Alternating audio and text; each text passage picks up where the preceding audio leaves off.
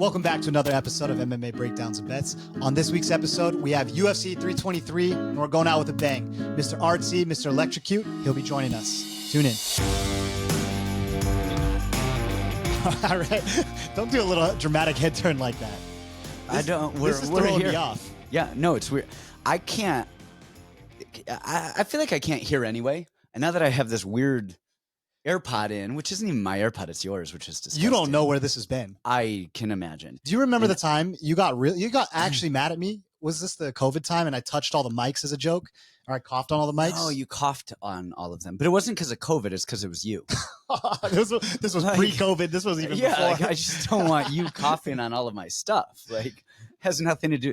Give me the COVID, keep the rest. Now, I keep getting this all the time. People keep going to me. This has been a lot recently. And even just 10 seconds ago, Kamola, I said, hey, which is my better ear? Like, which should I put the AirPod in? Oh. And he goes, well, which one is less cauliflowered? And I said, dude, I don't have cauliflower ears. I don't have any pus. There's no hard spots. They're just deformed and kind of ugly. Well, pus. Like, I don't know that. Well, they're supposed to fill up. You have to drain ears. With blood. I've never had blood. It's never swollen up before. All right. Well, let's just get the terms correct.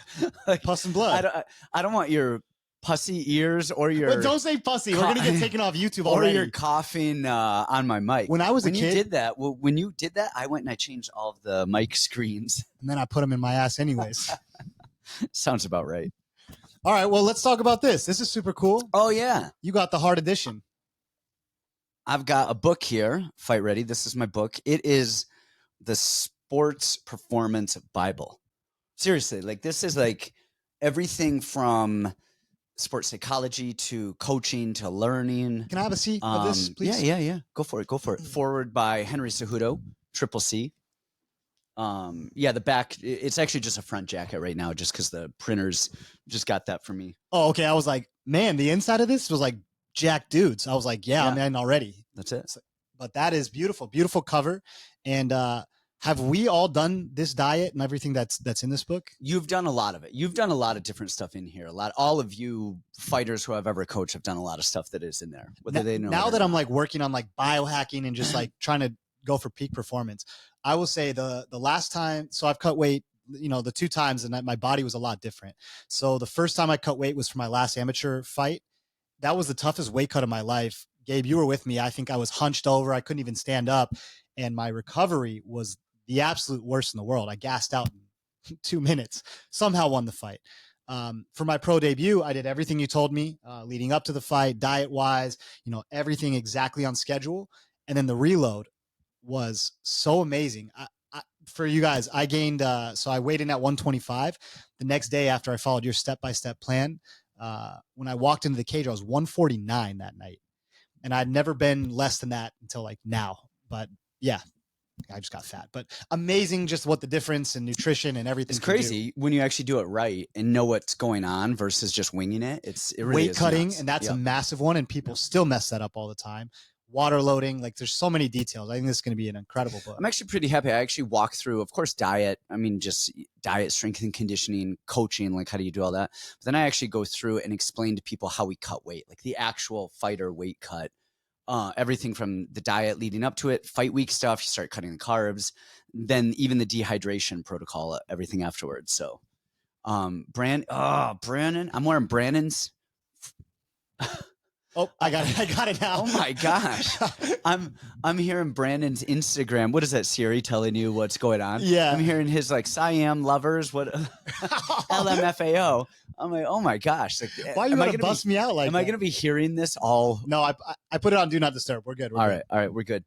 We got, today, in addition to the book, it was actually my last day at the gym. Wow. I cleaned out my locker. I took everything out. I walked my happy ass out of that place, and I will never step foot in an MMA gym again. I don't think that's true. I can hope. I don't think that's true. When Gabe and I, when we make our return in BKFC in 10 years, I'll return to a boxing gym with you. You're going to be Pedro Diaz. Yeah. You're going to be all Freddie Roach in the corner. You do have a little Freddie Roach in you. Yeah, a little. a little syndrome. a little Parks. Yeah, I think what else is going on? That's it. We've got Christmas coming up. This is the last pay-per-view until the end of the year. Yep. Next year starts the Paramount deal. hopefully they get the catalog back on and we can start watching that stuff soon because that's been a real pain in the ass. Yeah, it's been ridiculous. I'm going to go to full MMA or whatever it is. I'm spending Christmas in Austria. That's right. I'm so excited. I am the coldest person on earth, though. I cannot stay warm to save my life, and I'm going to the coldest place known to man. It'll be a good little time. It's going to be a great time. Yeah, European Christmas. European Christmas. It's like a vacation. All you need is Chevy Chase. That's an old movie, and I get the reference. I've never seen it, though. I know you haven't. My pop culture has never gotten better. Fight-wise, I don't think we've had anything. What did we do last week? Anything? Was I even on? I don't even remember. Where have we all been? It was Thanksgiving. I spent it with you last week. That's right. Oh, yeah, you did spend Thanksgiving. And then fights. Yeah. Other than that, I mean, we have 323 coming up. What's your favorite fight on this card? There are so many good fights. No, there's one. Hold on. Let me pull up the card. I can't remember. My main event is Brandon Moreno versus Tetsuro Taira. Why is that your main event? Oh, my gosh. What do you mean, why is that my main event? It's the best fight ever. Are you being serious? Yeah. How much? Out of every fight on this card? Yeah. How much do we glaze Taira anyway? And he's fighting Moreno, the big step up in competition. I can't wait. That's all I want to see. You don't think Pantoja versus Van's going to be way cooler? Like, that's like a slugfest. No. I mean, whatever.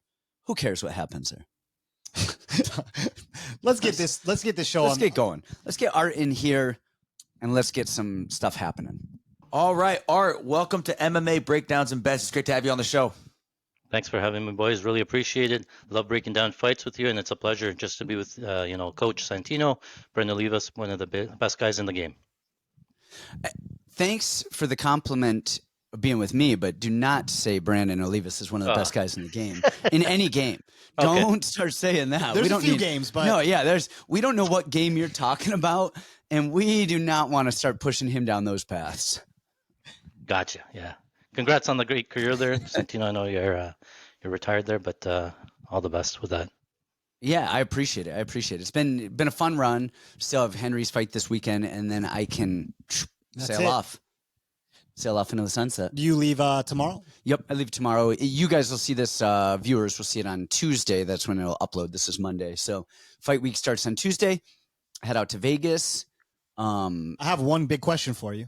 Hold on, before you get to that, usually with Tracy's fight that just happened and then this fight that is happening this week, usually you guys know I don't fly out till Thursday or Friday. Like that's there. Right. Yeah. I spent all fight week in New York and I'm going to spend all fight week in Vegas. I'm doing the whole thing, going there. Let's do it. And I'm out. So the one big question everybody wants to know. Okay. Are you going to have matching Avenue St. George jumpers for this fight? Always. Why wouldn't we? Always. I can't wait. We might just all paint our faces as well and just go full on Henry face. What's that mean? I don't get it. We'll all be matching. All right, I'm in. Yeah, we're there. All right. Well, we are a little limited on time, so we are going to have to kind of cruise through these a little bit shorter. Producer Gabe, do you want to get us started? Yes, sir. So fight number one on the card, we have Muhammad Naimov at plus 215 versus Mairon Santos at minus 255. And Art, the way that we usually do this, we just kind of give a small breakdown and then just choose a winner at the end. And if you want to say how you see it going or whatever, why don't we lead off with you? We'll start off. What do you have on this fight? Yeah, for me, Marion Santos, he looks pretty good. I'm really impressed with him, Muay Thai champion. He's very fluid and calm in the pocket. 92% of his significant strikes come from a distance. He fought Argueta when he was 21, very young, but I think he's filled out a little bit stronger. His takedown defense a lot greater, right? Fights from orthodox, uses that low kick quite a bit, the outside low kick and the front teep quite a bit, but hasn't really fought a southpaw in Naimov. So it's interesting to see how he looks against the southpaw here. I think that I think Naima is going to have to grapple here. I think the game plan against Santos when you're fighting Santos is like if you try to stay outside and pick him apart at range, Santos is just so long, so fast, so fluid that he'll probably pick you apart at range. Naima needs to be on the front foot here. I think put Santos on the back foot, mix in his grappling, somewhat like Francis Marshall did, right? That fight I think Marshall was like a minus 2,000 favorite going into round 3 on the live line. We thought that he should have won that, but that's pretty much the game plan that Naimov has to do here. He does have some good kicks. He likes to spin a lot, stand at range, but I think just if you're going to play that game plan, Marion Santos just a little bit too good on the outside. I call him a sniper from the outside just because he's always moving around, shifting around, things like that. Really good visuals, good chin, no real cardio concerns. So I got to go with Marion Santos here. I like the way just he strikes overall. I think he keeps the fight standing and he does enough damage here. Probably wins a decision. That was a beautiful breakdown. Yeah, that was good. Brandon, let's. What do you got? You agree? You disagree? I mean, I don't want to get overly technical and just destroy everything he just said, but that was a beautiful breakdown. For me, I agree. I think Myron Santos defensively actually is pretty phenomenal. He checks kicks, always high guard. He's very clean and pretty hard to hit, even for being in your face and the pressure. I know we've saw him hurt against Marshall, but also it's a fight that happens all the time. His takedown defense, or at least his scrambles against Argueta way back then, were really good. And he's shown great defensive grappling. For me, Naimov has had cardio concerns in the past. He's shown chin issues in the past. And in his stance, he's super, super square. I agree with what you said. I think he's going to have to grapple to win. And I think Myron's too big, too fast, too strong, fluid. Naimov's fine, and he hits hard, and there's always that possibility. But I think he's just too square and rigid for me. I like Myron. Myron, I mean, you said it. His Muay Thai is great. Like, and you can tell when somebody's Muay Thai is great, the way that they check kicks. And he's cross-checking guys. He's cross-checking. Yeah. He's going rear leg. He's going, lead leg, outside lead leg, inside, and then he's going rear leg up and out and as well. And so he's there. He does all the right stuff. His takedown defense is really good. A lot of it seems though it's not even real. He's just wiry and just like so tall. Yeah, well, not even so tall. Like just. You see some of those people that defend takedowns and it looks like they just straighten their body and they just like freeze and pop up. It's just a weird thing. And you see that with a lot of the Brazilians as well, who don't have a traditional wrestling background. But first, before we go any further, he lost that Francis Marshall fight. Well, we all know this. I know, but let's just, call it. He definitely lost 2 rounds. He might've lost 3. And the issue with that though, too, is I thought Francis was doing really well standing against him. And everybody, Myron,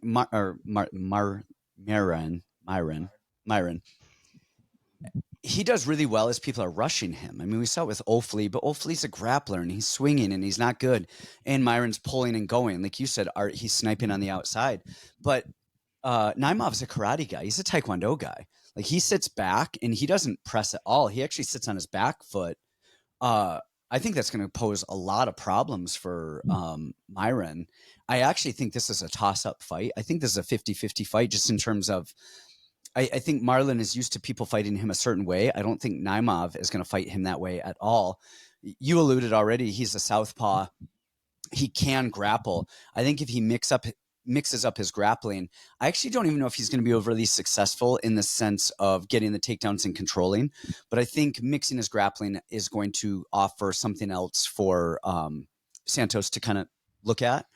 I think it's a 50-50 fight. I think it's going to be very close, probably like a split decision type of thing.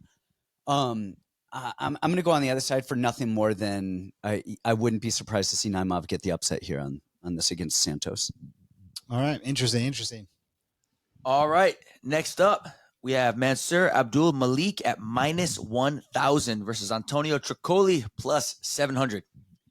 I don't think we need to spend I'll go on this one. We don't need to spend a lot of time on this one. Like one is a real guy and one's not a real guy. I think the biggest thing is going to be, is it over? Is it under? And then method of finish.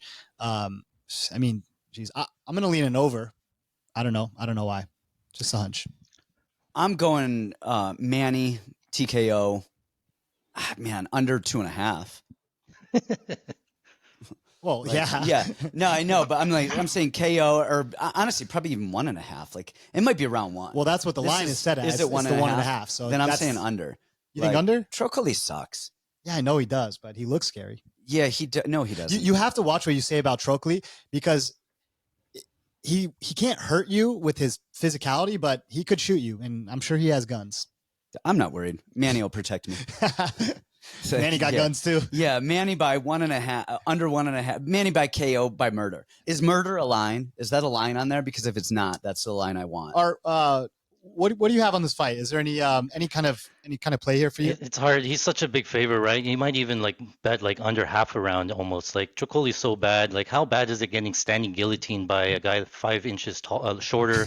Going 0 for 7 against Shar that really doesn't have any ground game. So his best path is probably to grapple, and I don't think he gets to do it here. So probably Abdul-Malik by round 1 KO. That's pretty easy and pretty straightforward, I think.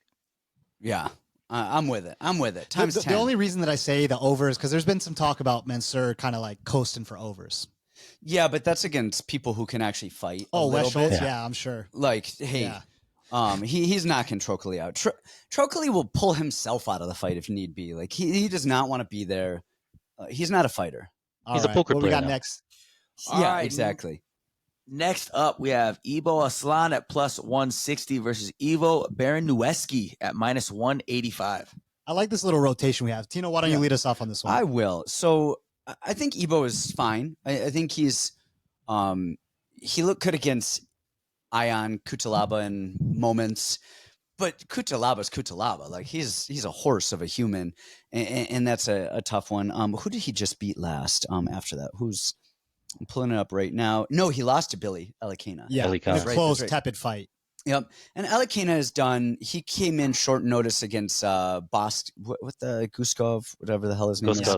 Bogdan. And he looked good in round 1, and then he just death gassed. I mean, short notice type of thing. The thing though is that with Iwo, we haven't seen a lot of him. We saw him on Contender where he hit the guy with like a glazing jab and he fell over dead, which just was just one of those weird fluke things. But on the regional scene, you see him, and he's got some. I love some judo throws at those heavier weights, because a lot of the heavy guys don't get back up well. I mean, 185 is not heavyweight, of course, and so they move a little bit better. But for what I've seen out of Iwo, I like, and I haven't seen much that I don't like. I like his control. I like his physicality. His boxing seems fine. I mean, it seems good, but we just haven't seen a lot. Considering that I haven't seen a lot, I like Iwo over here. I think Ibo versus Iwo I think Ibo's fine. I think he's good, but I don't think he's anything special. And I think I like Polish power for this. All right, Art, what you got on this one? I'm in agreement here. Ibo Aslan, he went to Dagestan for like 8 months or something. He trained there and then didn't show any of it against Elikana. He just let Elikana just like volume him to a decision there. And he can be pretty timid, right? Until you start to get into a firefight, and then he just starts letting it go, letting his hands go, things like that, right? But I think he has more crisp boxing. Ibo tends to back up on the center line, really no circling, minimal head movement. He just bites down on the mouthpiece, dips his head and throws power. And if he gets caught, he gets caught, right? He tends to slow down into rounds 2 and 3. And then, on the ground, there's a big grappling disadvantage here. He gets taken down. Trócoli got him into mount. Cutelaba level changed under him, got him into an arm triangle there. So Iwo with the black belt in judo, I think, even if Aslan's training this takedown defense or wrestling in Dagestan, Iwo brings a different type of takedowns, all those judo trips in the clinch and stuff. And I think once it gets to the ground, it's all Iwo. So I think he has upside on the feet. Obviously, Ibo Aslan can KO him at any point because he has power. But I think Iwo has the well-rounded game, take the fight down to the ground, work the ground, or even knock him out on the feet. And the later it goes, I favor Iwo as well. So I like Baraniewski here. Interesting. I'm going to be way on the other side of you guys. I didn't like Iwo on Contender Series. I didn't like a lot of his He film. was 10 seconds. He threw a jab. No, I'm sorry, leading up to the show on Contender Series. Oh, that makes sense. Yeah, I did a whole breakdown show. Where were you? I didn't like his film then, and I mean 10 seconds in a fight doesn't tell you really anything else. For me, it's interesting to hear you guys say he looks really good. Standing in his boxing is nice. He looks very uncomfortable to me, and his grappling is nice. I would say like his jiu-jitsu actually looks clean, and he's got good ground and pound and control. But on the feet, he looks very timid and not timid, but uncomfortable, like means to an end. And Ibo, he was weird, but Elikana's a good striker. I will say, as long as Elikana's fresh, he gives you a lot of different angles, looks. He throws oblique kicks. He throws teeps up the middle. It's a lot of long-range weapons that keep you at bay. I think Ibo's got a lot more confidence. I think his striking looks a lot cleaner to me. You said not so much head movement, which, yes, is sometimes true, but he does like to rip and pull. The Dagestan stuff will help him. And also the size, too. He's 6'3", Ibo is. Iwo is listed at 6 foot. I think he's in the wrong weight class. I honestly think he could move down. He was so much smaller than Muhammad Ali, even on Contender Series. I like Ibo, the guy who's actually been fighting at a UFC level for a long time, versus a guy making his debut as a big favorite already. So I got Ibo Aslan here. Okay.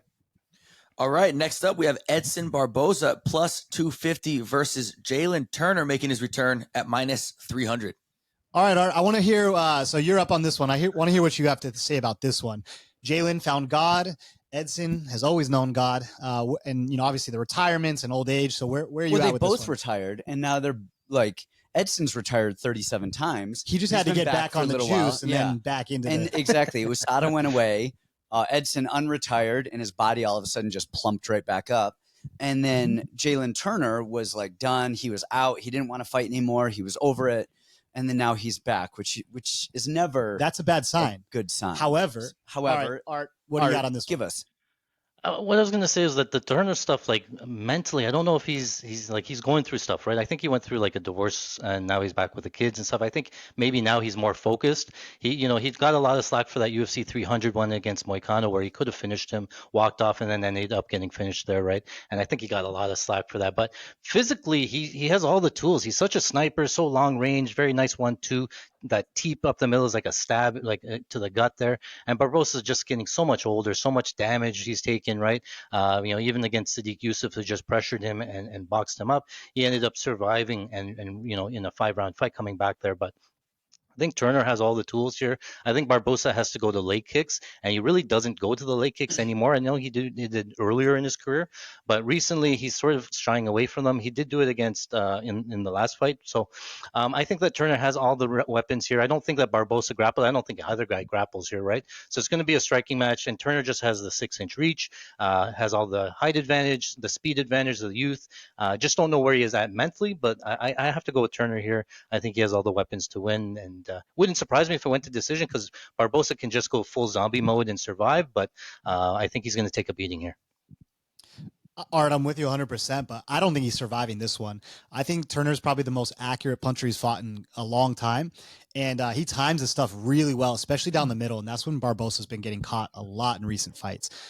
His last fight, right, he got hurt on the fence immediately by Drakkar, and getting sniped by Drakkar is that's concerning, to say the least, especially at this point in your career. And now you're going against someone way taller with a bigger reach, in better shape, and can hit you from farther. I think Turner's going to knock him out kind of early here. Even mental stuff aside, at the end of the day, he's still getting locked in the cage, and he has to fight. Otherwise, he's going to get hurt. So mental stuff or not, like maybe if that's Edson forces him to dig deep, but Edson's also dragging guys to decision too. So I like Jalin here. Yeah, mental stuff first. Like on a technical side, in a matchup side, I like Jalin. He checks all the boxes on one side, and Barboza checks 0 of them for me on how the fight goes. The mental side stuff, that's a big alarm. So we just don't know what we're getting with that. And these two could spar every day of their life, and Jalin could murder him and then go get one punch and freak out and whatever. So we don't know. That aside, actually not 100% aside yet. Jalin is losing these last few fights to monsters and he's also hurting them each time. He's hurting them. He's going tooth and nail. These are dog wars.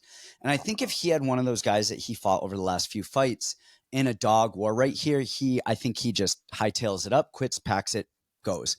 But he doesn't have that here. He has Barboza. And Barboza isn't a guy who's in your face anymore. He's old. He doesn't pressure. He doesn't have the cardio. He's never really had the cardio, but he's going to sit on the outside, and I think he will try and low kick a little bit. Turner will switch his stance. That'll negate a lot of that. And then Barbosa's turned into a poor man's version of Aldo late in his career. He just tries to box. Just rip body shots, not nonstop. Yeah, and he's not as good of a boxer. He has a really high guard, which normally I like a high guard. But against Turner, who's so long, that high guard is just going to show you exactly where he's at. And then he's going to be swinging and missing quite a bit. I think teep. Turner's... Yeah, exactly. Turner has that front teep. He's got the range. He also has some weird, if they do clinch, Turner's throwing these elbows and he chops them down. And if somebody slips on a banana peel, Barbosa's not going to jump on Turner, but Turner will jump on Barboza. I was going to say kind of Turner sub might be actually I don't here. hate that. Drops him, jumps on him, chokes him. I like Turner to beat the brakes off of Barboza. I think it's going to be like a over 1.5. I don't know what the line is set at. I don't know if he's going to finish him. Like you said, Barboza will sometimes just not die. You guys are crazy. And I think if he does get finished, I think it's later in the fight. But I definitely like Turner to beat the brakes off of him. All right. Moving on. In the next bout, we have Marvin Vettori at -116 versus Bruno Ferreira at -104. This is like the most toss-up fight to me in the world. I just laugh because I think that Marvin has fought higher quality, obviously, for a long time. Way higher level of competition. He's done well against a lot of guys and had great moments. However, he has looked so bad and completely regressed. His head movement is... All right, you were talking about lack of head movement earlier. Marvin just meets your face. Statue. He moves it into your fist, actually. He's looked about as bad as they come. But then you have Brunno, who, you know, I defended him for a long time. Like, all right, we don't know because we haven't seen him in extended fights what he looks like. But these days, he's not the same, like, I'm going to bull rush you. He's trying to fight technical. He's trying to fight differently. He's so much on the back foot. He's playing such a counter game, one shot, big power. And you have a guy in Vettori who's got a legendary chin. He can eat everything. He can grapple a little bit. He's going to be a lot bigger, a good left hand, way better cardio.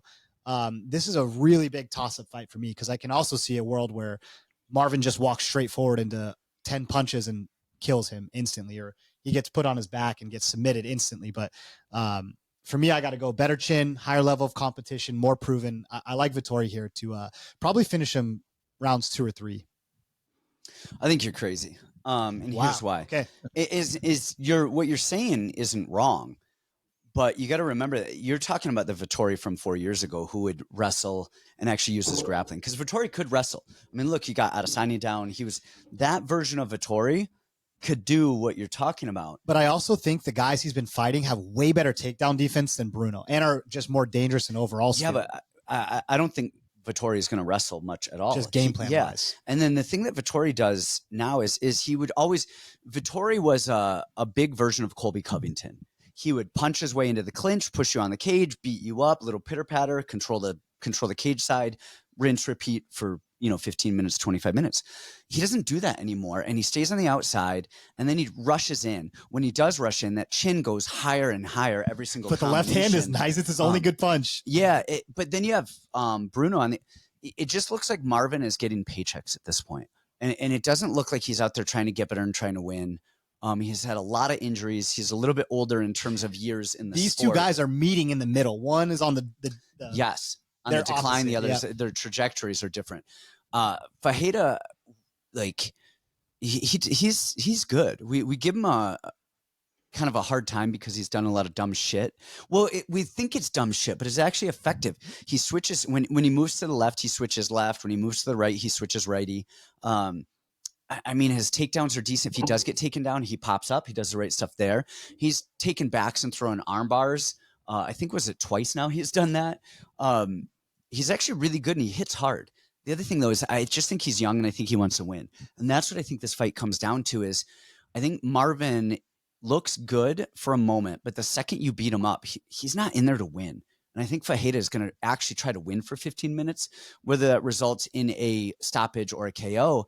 I don't even know if it matters because I think the second Marvin gets a little bit of resistance where things aren't going his way, I think he's going to go into survival mode and just kind of get through the fight. But what about his last fight with Brendan Allen? He got his shit kicked in the whole first round. He's bleeding. His eyes are swollen shut. And then he came back the whole rest of the fight, pressed him, outlanded him. Well, you're talking about Brendan Allen, who, again, does a great job and fades. How many times have we seen Brendan Allen on top of somebody and pull heel hook? How many times did he I get it, but Bruno's not a No. marathon runner. No, I don't think he needs to be on a 3-round fight. I think if Marvin presses Brunno the way that he kind of blitzes in right He there, does everybody, yeah. I think it's going to end poorly for him. I think that first round is going to be hell for him, and then I think he'll settle. Because sorry, last thing. I just feel like Brunno's game breaks down. I think he's a lot of explosion and great stuff. But once you're still there and he's still there, he's like, oh, shit. And I feel his game. I don't disagree with that, but Marvin's a guy that doesn't mix anything up. He's not going kicks, knees, it's literally the same thing. 2-1, 2, right hook, like left hand. Yeah, right I mean, hook, it's hand. like he's very simple in his attack as well. It's really going to be Marvin sprinting at Brunno, and can he handle that in round 2 Welcome and to the 3? mind of any Italian man. All right, Art, what do you have? I call this fight an immovable object versus the unstoppable force. You have the chin There of you go. Vettori, just like can eat anything, and then you got the power of Brunno, right?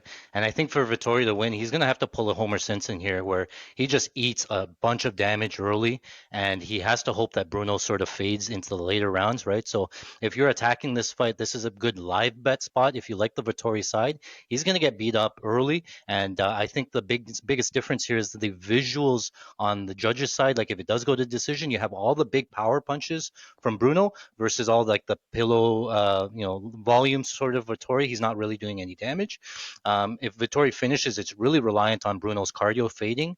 And like you said, if Vettori's not on that front foot and not pressuring Brunno, then he's going to have a tough night, I think, because Brunno can go 3 rounds. We saw it in the Abus fight, round 1 being very tentative. He could go that pace all day, and then round 2 is all grappling, and that really slowed him down there, right? So if Vettori's smart, the game plan probably should be to work in the grappling, at least make him work on the pressure, put him on the back foot, and then try to take over into the later rounds. Whereas Brunno, again, he's live to finish anybody in that first round. The first 2, I think that Brunno survives. I think he wins 1 and 2, and holds on to 3. Wins a decision. Wouldn't surprise me to see a finish early or a Vettori finish late, but I'm going to side with Brunno here just because of the power upside. And he's younger, he's hungrier, all that stuff. I'm with it. Yeah, very close down the middle, I think, on both sides. All right. Next up, we have Fares Ziam at -130 versus Nazim Sadykhov at +110. Who's going on this? Yeah, I lost track. I lost track. Are you up? Yeah. Look, Oh, you're up sorry. now. Start us up now. You All right, are up now. again. Whether you should be or not, this one's All right. you. So this one's going to be orthodox versus southpaw here, where Ziam's jab, he has a really nice long jab, but the jab's not as effective here against the southpaw. Sadykhov throws that nice straight down the middle. Ziam doesn't have a ton of power. The last time he finished for Volo, that was just a well-timed knee at the end of round number 3. So I give Sadykhov the power advantage. I give him the durability upside. But Ziam has decision upside. He's looked pretty good, in his run there. He does everything well-rounded. Even when you try to grapple him or clinch him, you try inside trip, outside trip. He does a good job of reversing the trip and ending up on top. So I do think that there could be some grappling back and forth. I don't think that Ziam looks to grapple, but if Sadykhov does, there wouldn't be surprised me if there's a reversal here. I think that I like Ziam in terms of just better technical. He has the longer reach. He works the kicks. He can move backwards. He does all the things well. I think it probably goes to decision more often than not, and I think that Ziam has a lot of decision upside. If there is a finish, I think it's more on the Sadykhov side. So I like Ziam here. I'm actually going to go on the other side on this one. And I feel actually fairly confident in this one. And here's why. A lot of Ziam's game is predicated on his long jab. And that's everything. And Art, you said that the opposite stance is already going to neutralize it. From a technical standpoint, I actually think Nazim Sadykhov, his striking is pretty excellent. I mean, he makes really good reads. He moves his head well. He counters really well. Where he really struggles is with guys that have big explosion and athleticism, like the Bonfim fight. He ate every single punch that Bonfim threw because he just couldn't get out of the way on the straight shots. But with Ziam not really following up with a lot more than the jab, I actually do think he's going to grapple. I mean, we did see him grapple a lot in the Frivola fight. The Mike Davis fight was very bizarre.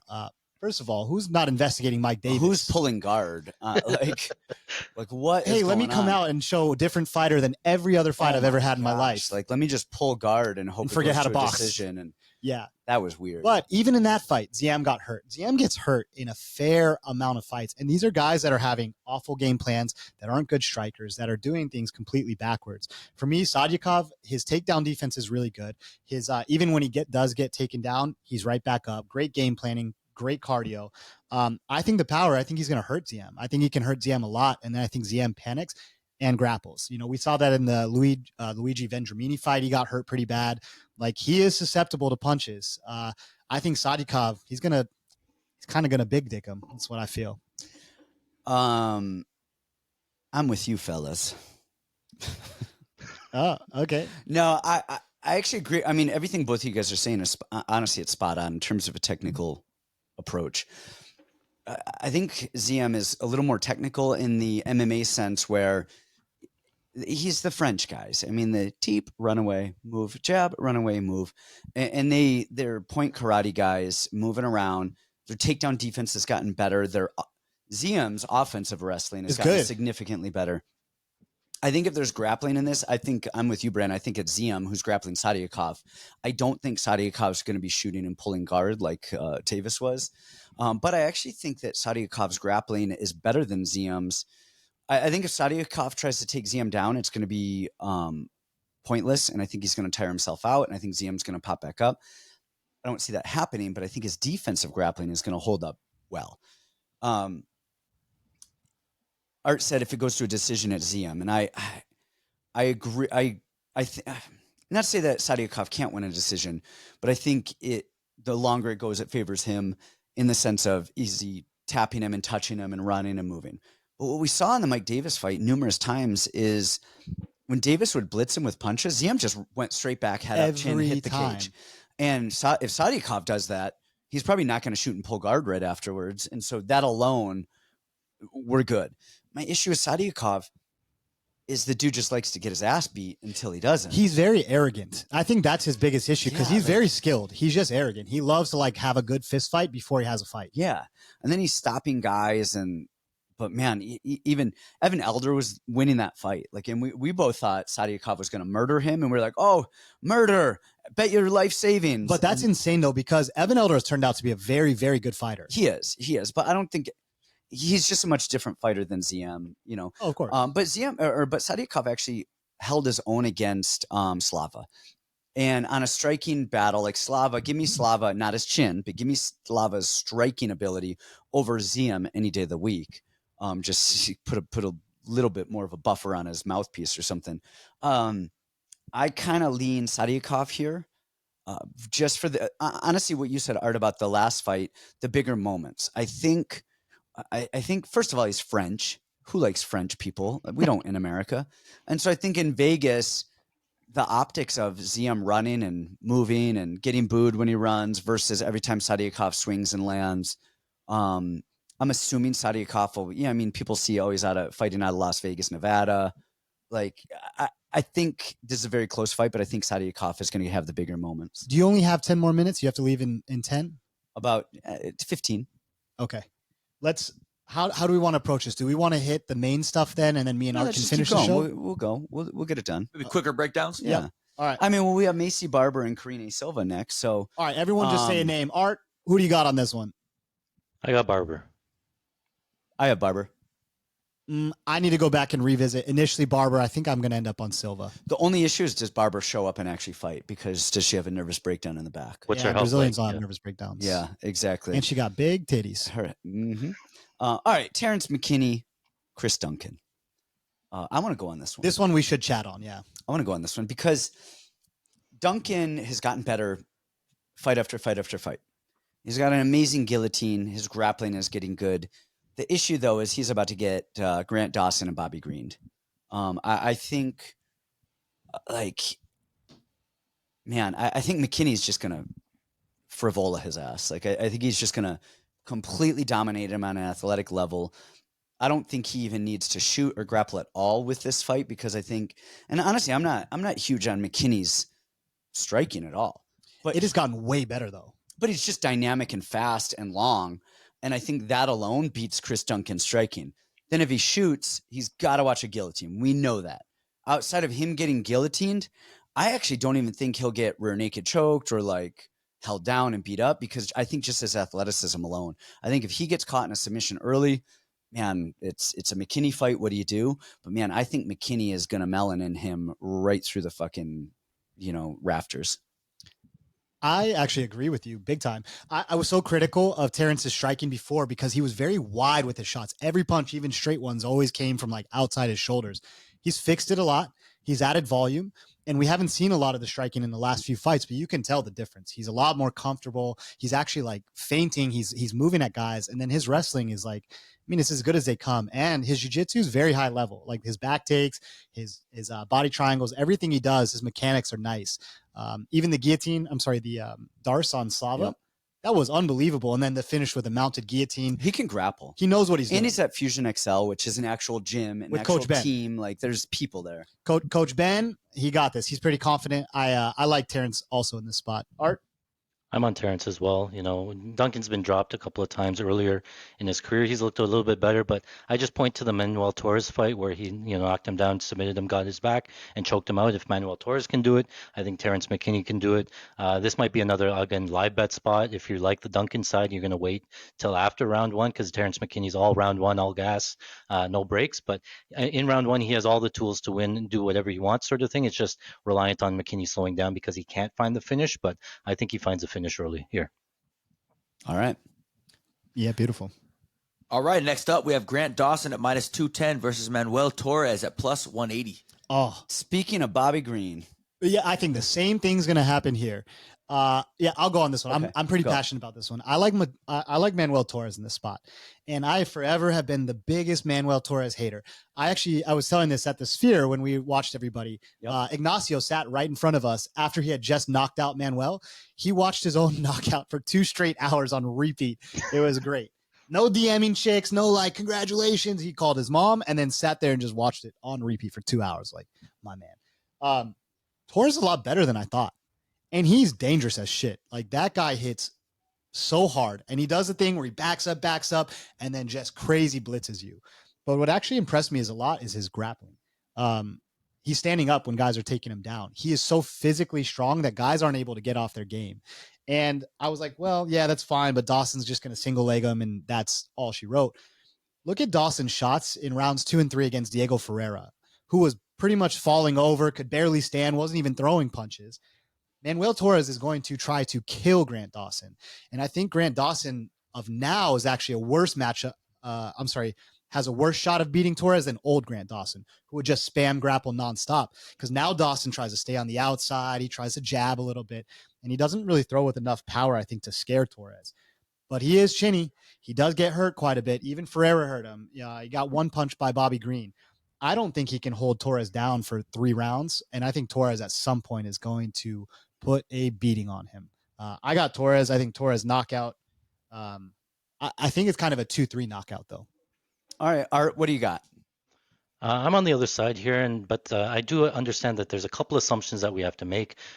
Torres, having all of his fights end in round 1, kind of question mark what his cardio looks like into rounds 2 and 3, especially if he has to defend takedowns or if he's on bottom of Dawson. What does he look like in those later rounds? I just don't know. And then you talked about his get-ups, right? He really hasn't fought a lot of real grapplers that want to get him down to the ground. And, again, Frank Camacho's not really a grappler. He attempted 5 takedowns.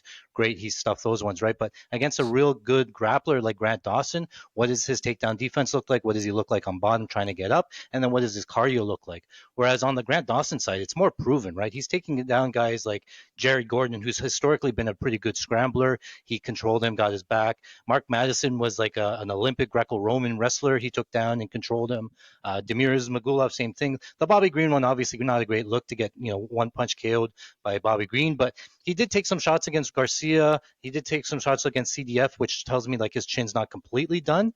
With Torres, he, like you said, he loads up on a lot of big shots, a lot of big hooks. He's trying to take your head off. And Grant Dawson will, strike a little bit, trying to get you comfortable. I think if Torres comes forward like he usually does, throw the power, it just gives Dawson that much more opportunity to level change, get under him, get him down. And then once he gets down, he gets that body lock, and it's so hard to get out from him. There's a couple of times where it looks like the opponent's supposed to get up, but Grant Dawson just has a way of controlling him, getting him back down, putting that body lock. And I think, the later the fight goes, I just assume that it's going to be Grant Dawson pulling away into the later rounds. If you take a look at all of Dawson's finishes, they also come into the later rounds where he just breaks guys down. So I like Dawson here. I think he has more upside. I don't disagree that Torres can finish in round 1 with a bonk, but outside of a puncher's chance within the first 3 minutes or so, I think this is all Grant Dawson. I'm with you 100%, Art. I think Manny Torres is very good at what he does. But what he does really well is when people blitz him, he elbows them in the face and he kind of meets them. And then, of course, he will swing, on the outside and blitz, like you guys both said. But he's doing damage like the Mota fight where Mota is trying to knock him out, and then boom, he's meeting him in the middle. Dawson's not going to do that. Dawson's going to sit back. And I mean, the Damir Ismagulov fight, I mean, the Mark Madsen fight, Mark Madsen is literally the strongest human I've ever touched in my life. Like times 1,000. He fractured my vertebrae going for a rear naked choke. Like that's how strong he is. And Dawson is holding him down and controlling him like nothing. It's insane. I think Dawson's striking has gotten better. That doesn't mean that he's going to outstrike Torres at all. What that means is that he's just not going to be so uncomfortable to rush in and get hit with something. And we're seeing it. The only thing I don't like is with Dawson is he's like, hell, just in his last couple fights, he's throwing like 8 spinning kicks, which is like, what the hell are for why? Yeah, what are you doing over here, idiot? Stay facing forward. Stay in your lane. Yeah. But man, his single leg, and he points that knee down and brings it up and dumps it, and then he goes to a body lock. The thing though as well is Grant Dawson is one of the few guys in the sport who has mean ground and pound right now. He gets on top of you, he puts that body triangle in, he's beating your skull off. And like Art said earlier, we don't know about Manny in round 2 and 3, but we know. Not always though, because Grant has slowed pretty bad too. Stop. Grant slowed down before he went to ATT. He slowed a little bit Never against got CDF tired again. He slowed a little last fight. You do the math. I'm not sure why he is never tired anymore. He just isn't. So that's the Grant of the past. Why you got to bring up old shit? The future and present. So I'm going Grant Dawson here. I think he's going to beat the brakes off of Manny. All right, let's move this thing along. We got crunch time. All right, moving on to the main card. We have Jan Błachowicz at -140 versus Bogdan Guskov at +120. I'll go. I'll make this super quick. I like Jan Błachowicz here, and I didn't think I was going to. He's so slow and old and rigid and just clunky and everything. But again, another guy that I feel like his game breaks down when he can't get you out of there is Bogdan. I think Bogdan's going to have a good first round, touching and moving, and I think Jan is just going to creep up on him, jab him, touch him, hurt him. And the biggest thing is the leg kicks, because Bogdan does not check leg kicks, and Jan is hurting guys bad with leg kicks. And then really, if he wants to make this fight as easy as possible, he grapples. Jan, I think, has a pretty good chin. He's super durable. He might get outpointed. That's a realistic path I can see, is Bogdan actually kind of winning a decision or something more high volume. But I think fundamentally, Jan is so good. Bogdan's takedown defense is not great. I like Jan here. A decent amount. Yeah, I'm going to pull a Henry Cejudo here. I think Jan could take him down and grapple him, or he could knock him out, or maybe it goes to a decision. He's so nuanced with his words. He's such a great speaker. But you know what Jan does is he is slow as molasses. He's old and Henry he's slow. or Jan? Jan. The thing that Jan does really well though is it doesn't even matter how slow he is. He manages range so freaking well. And even against Olberg, who's long and fast and dynamic, Jan isn't like getting hit with a lot of that stuff early. He made that fight insanely close for someone who's half his age and way better. And Jan just like moves away. And what Jan does really well is he presses people, but he kind of inches in and inches away and inches in and inches away. And he's kind of there, teeters. You blitz him, he moves away and he comes back in. Can you hear me? Hello. Yeah. Oh, we got you. Yep, we can hear you. Sorry, we had my whole house. There was a power outage just for literally a second. Oh, and it just everything turned off, and here we are. Hey, what kind of ghetto neighborhood you? I have my Wi-Fi cut out sometimes. You had your whole house cut out.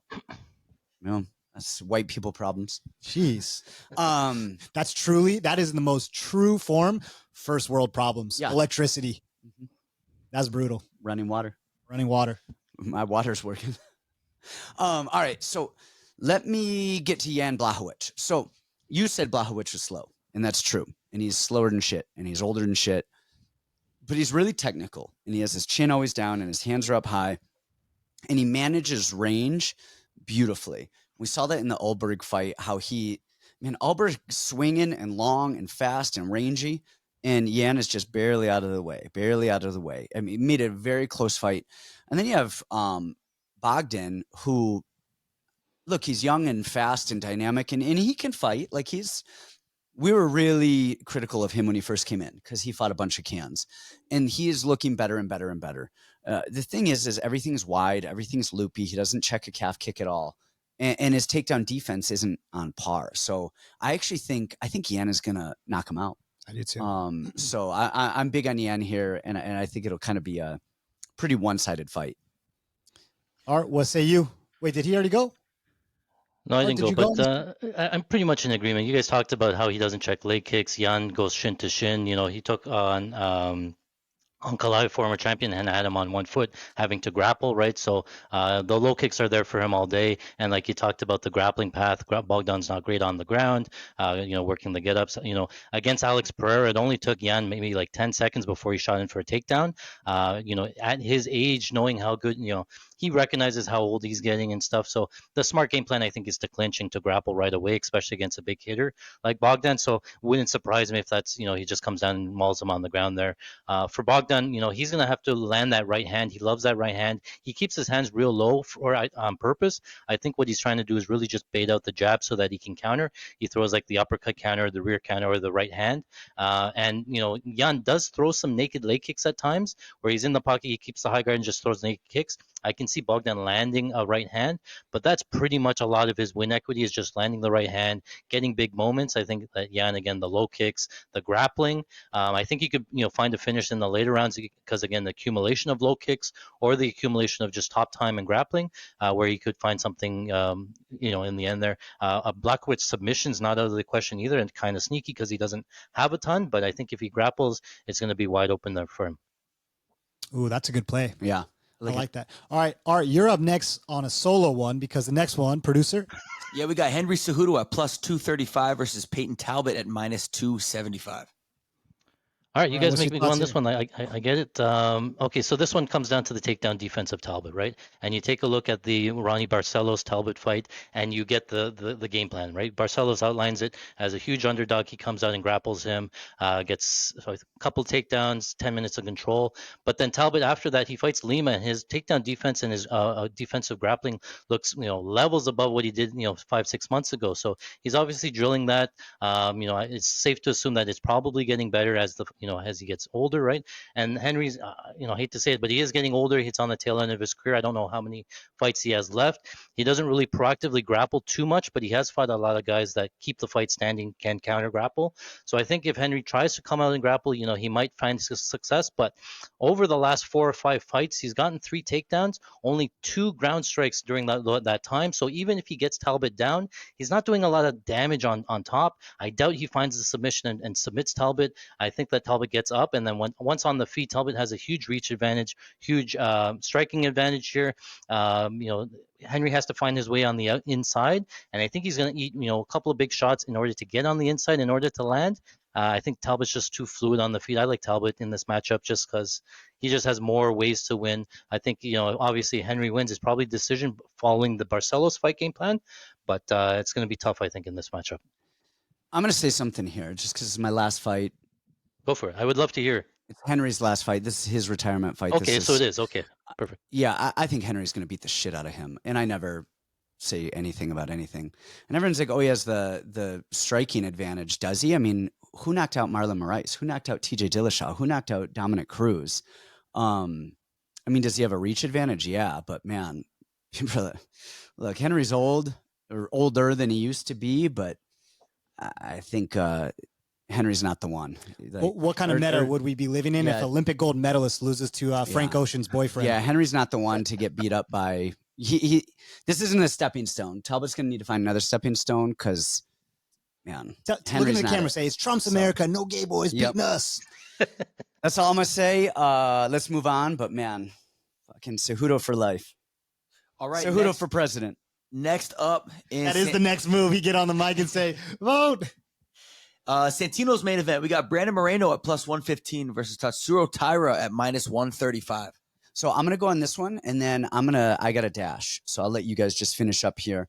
I'm gonna go on this one, then I'm gonna give you my picks for the co-main and the main. Just a quick what I got, and then I got to get going. We'll land this plane.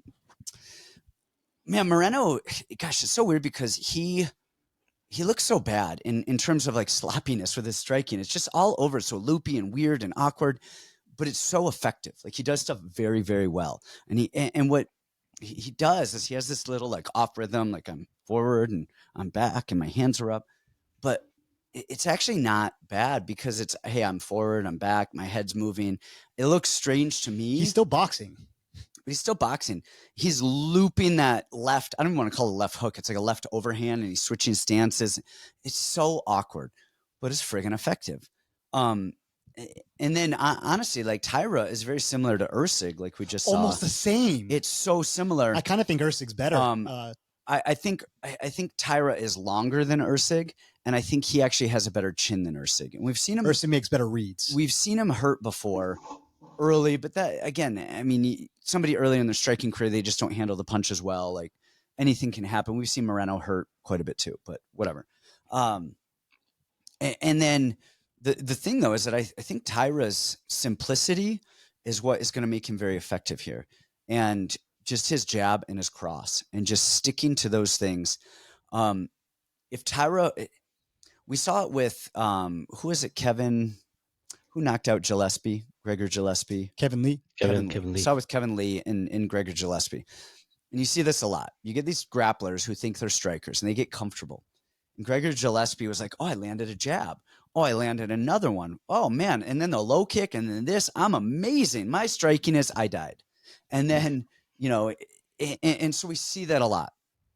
And I think if this is a 15-minute striking affair, I do not think it's great for Tyra, because I think Moreno's reads and his movements are going to be too good for a 15-minute striking affair.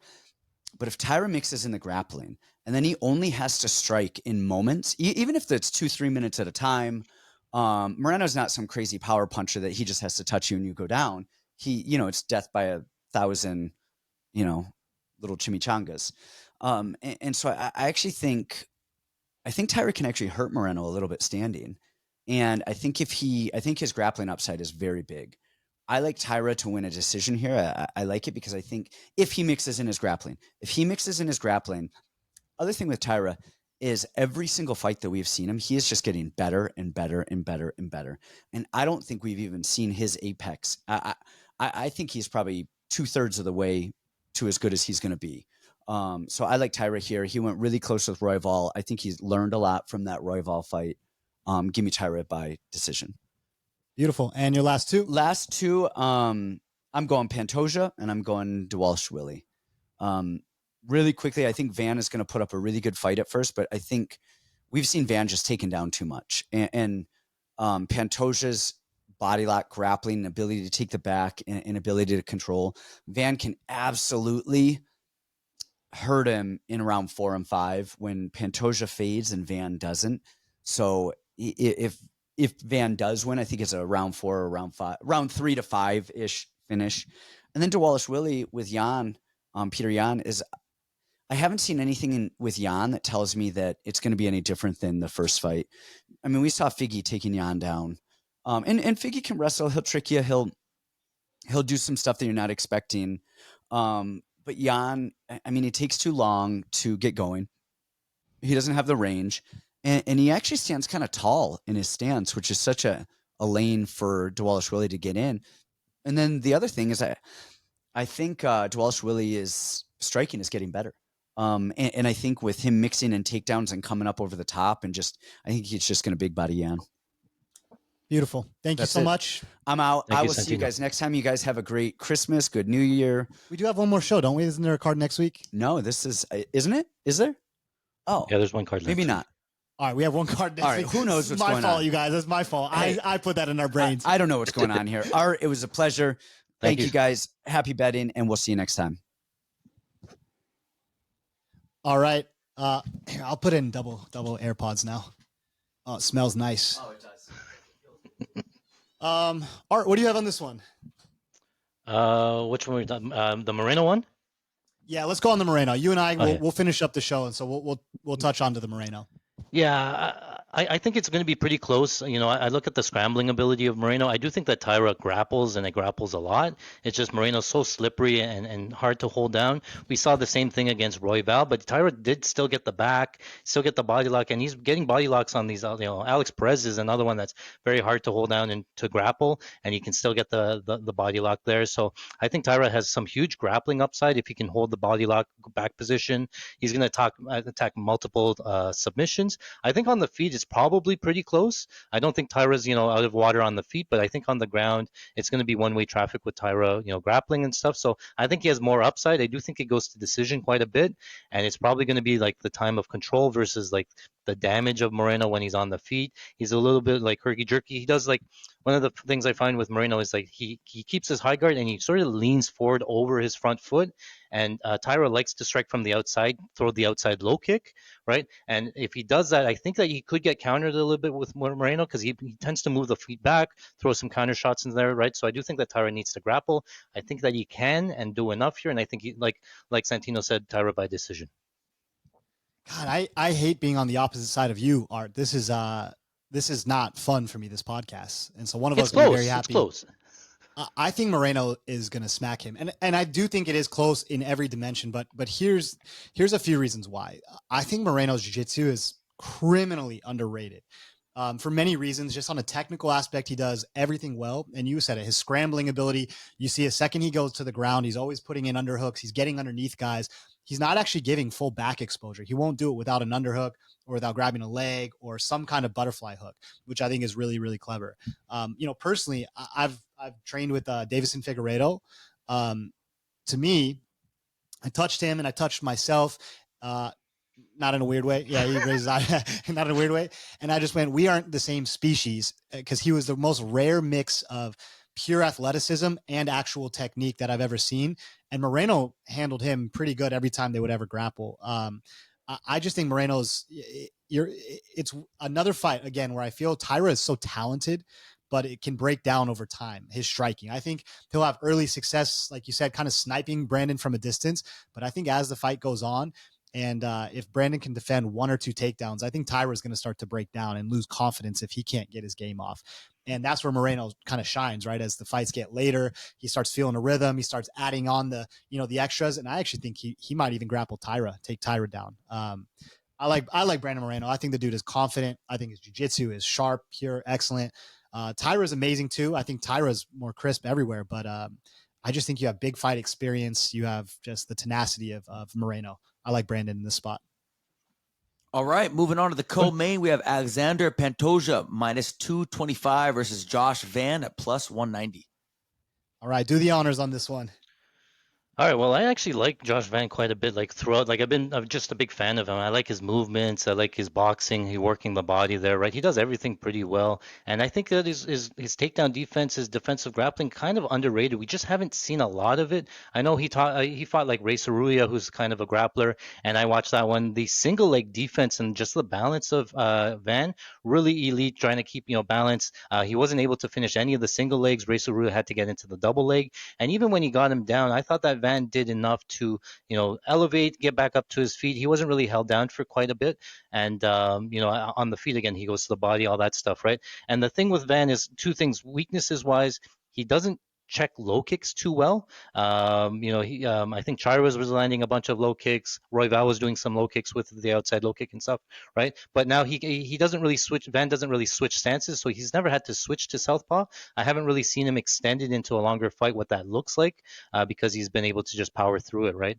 And the other thing with Van is that he can be somewhat of a slow starter, right? He gave up first round to Boons. He gave up the first round to Johnson, to Shirez, and then he sort of picked it up there and started winning it in the last couple of ones against Durden and all those ones. So he may have addressed it in a 5-round fight, though. I do think that Van picks up as the fight goes on. We haven't seen him in a 5-round fight. He's only gone 3 fights. He holds the record, broke some record for most consecutive fights over 100 significant strikes landed, and those were all 3-round fights. So in a 5-round fight, I think he's just going to put a ton of damage on Pantoja, and Pantoja, I think, needs to grapple here. He comes out pretty wild at first, very aggressive. He's not a slow starter at all, Pantoja. He comes out wide, looping shots over the top, and he's looking to grapple, trying to get you to the back and things like that. We haven't seen anybody get to the back of Van. So I think that Pantoja could find some early success grappling. I think that Pantoja needs 1 or 2 body locks at least to at least control Van, win some early rounds, and then like in the later rounds, I think it's all Van. KO 3, 4, 5. I think that Van picks up, whereas Pantoja slows down. Pantoja tends to look for takedowns into the later rounds, not because of the fight. I think he's just looking for a break to try to get some rest time. And if he struggles earlier, if he struggles a little with the takedowns earlier, it's just going to be that much harder later into the fight. So I can see Van building here. I think that Van does have a shot. I'm going to pick Pantoja to win, but I think that Van is very live to either finish late or even win a decision. I think it could go back and forth. I like actually Van here, as a live underdog. Yeah, you and I are kind of on the same page as far as all these. I think every single one that I've gone the opposite side of you, my play has kind of been like, yeah, that's that live bet play, like that kind of aspect. Obviously, we've seen Pantoja slow down against Ursig in those later rounds too, right? And we kept thinking to ourselves like, all right, when we finally get a good candidate, we have that 3-4-5 KO. I will say when he came out in the Kai Asakura fight, his body looked very different to me. And his aggression looked very different to me. His pace looked very different to me. And then the Kai Kara fight, I mean, just same thing, just a mugging. Like, I don't know what happened in his diet and his strength and conditioning. To me, I think we're going to see a very improved Pantoja, especially into later rounds.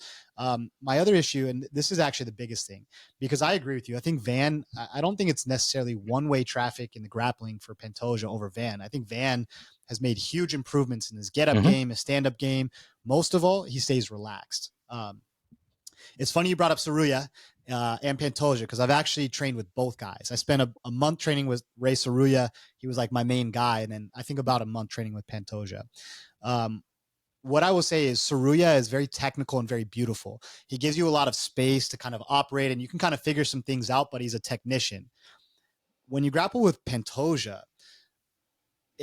he's trying to mug you. It's like he's robbing you at the same time as he's grappling you. And I think it's a big difference. And I think he's going to get to positions and even maybe force positions. And he is so physically strong. I think just physicality wise, he's going to be just a different animal than Van. And that doesn't mean he's going to win the fight, because obviously, the muscles need oxygen, everything like this. My biggest thing with Van is he gets hurt a lot too. He's very willing to trade, and his hands are down in the pocket a lot of times. I've never hit someone so hard in my life and them just like laugh at me and beat the shit out of me as Pantoja. I've seen Pantoja eat every shot from every person. Like Figueiredo blasted him into another dimension. He just kind of laughs at it. I think that guy's chin is going to hold up better than Van's, and I think he's got a lot more hate in his heart. I think he can win this fight a lot of different ways, but ultimately I think they're going to do a firefight, and I think Pantoja is going to come out on top. I like Pantoja here. All right. Moving on to the main event of the evening, we have Merab Dvalishvili at -400 versus Petr Yan at +330. All right. I'll go first, and then so you can end the show. All right. I actually agree dead on with Santino's breakdown. And as much as I wanted to love Petr Yan, I love Petr Yan. To me, he's like one of the most skilled guys on the planet. But again, exactly with what Santino said, I don't see a big difference between Petr Yan the first fight and to Petr Yan now. And the improvements that he would have need to make in that time, I just don't see it. He still starts slow. He's still a great boxer. He still does a lot of things well. And this fight could go downhill for Merab pretty quickly if he's not getting consistent takedowns. But we just don't see that with him, because if he doesn't get takedowns, he'll push you on the fence and he knees you 1,000 times, and his striking is getting better and he's got big power now. Like Merab is really just becoming like, I don't know how you beat him unless it's a fluke KO at this point. I love Yan, and maybe I guess I don't even know how you approach this, because how do you live bet him? Like Merab's not slowing down, I don't see this fight going any differently. I think an under might be in play. Petr Yan's a little older now. Merab's finding a nice groove for himself.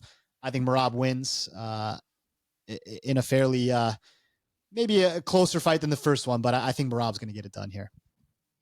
Okay. Well, I'll give you the other side. I sort of feel like I'm on an island here, and that's fine. And I'll give you the breakdown to back it up here. So you guys touched on the first fight. You guys saying you don't really see it being much different. I kind of agree, but I don't agree. One of the things, two main things is one, both guys said that they came into that fight with hand injuries, and Yan talked about it after he landed 2 days before the fight, wasn't really ready. He said that he was 50% going into that fight. That fight also being in the smaller cage. It wasn't at the Apex, but I think it was like the Park MGM or something like that, whereas a smaller cage obviously favors Merab, right? And so Yan talked about the right hand, having injured his right hand. So I go back, I look at the stats. We have the stats on how many times they throw the right hand, things like that. So he fights orthodox mainly, right? Merab also fights orthodox. Yan was starting with the outside low kicks, doing well with the kicks. Merab actually returned his own outside kicks, right? And it got to a point where, so Yan's fighting orthodox. He only threw the right hand, maybe about 3 or 4 instances where he threw that right hand. Eventually, Merab was throwing the outside low kick enough to make Yan switch to southpaw. And even from southpaw, when the right hand's the jab, he wasn't even throwing the right jab too much, and he had to sort of defend the takedowns a lot. Merab Dvalishvili shot 49 takedowns in that fight, landing about 11 of them, but only had about 4 minutes of ground control time. And a lot of that ground control time came in the first round when Yan decided to grapple himself. Merab reversed the position, ended up on top. But otherwise, Yan's takedown defense, his single leg defense, I thought was elite. Merab, you know what he does is he throws this overhand right and into a single leg takedown. And, Santino talked about it. Yan keeps this really, he stands up straight, keeps this high guard. He always has this tight high guard.